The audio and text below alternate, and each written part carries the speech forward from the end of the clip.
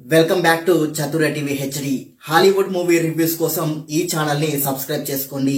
ఈ వీడియోలో kingdom of the planet of the apes movie review చూద్దాం. ఈ మూవీ యూట్యూబ్ లో పెయిడ్ వర్షన్ లో ఉంది. 4K లో చూడాలంటే 720 రూపాయలు లేదా 720p లో చూడాలంటే 600 రూపాయలు పే చేసి ఈ సినిమాని చూడాల్సి ఉంటుంది. ఈ సినిమా ఇప్పుడు తెలుగులో అవైలబుల్ గా లేదు, ఓన్లీ ఇంగ్లీష్ లోనే అవైలబుల్ గా ఉంది. ఈ సినిమా స్టోరీ విషయానికి వస్తే మెయిన్ కాన్సెప్ట్ బాగుంది, కానీ ఆ స్టోరీని ఇంట్రెస్టింగ్ గా స్క్రీన్ పై చూపెట్టలేకపోయారు.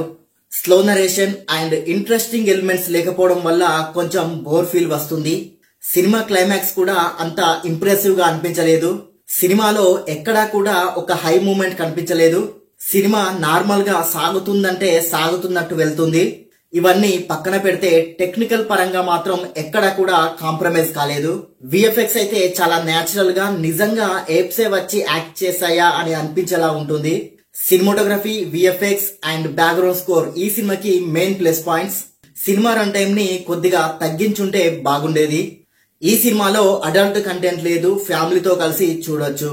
ఈ మూవీ ప్లస్ పాయింట్స్ విషయానికి వస్తే concept, VFX, background score and cinematography ఈ సినిమాకి ప్లస్ అయ్యాయి. మైనస్ పాయింట్స్ విషయానికి వస్తే ఇంట్రెస్టింగ్ ఎలిమెంట్స్ లేకపోవడం, రన్ టైం ఎక్కువగా ఉండడం, స్లో నరేషన్ ఈ సినిమాకి మైనస్ అయ్యాయి.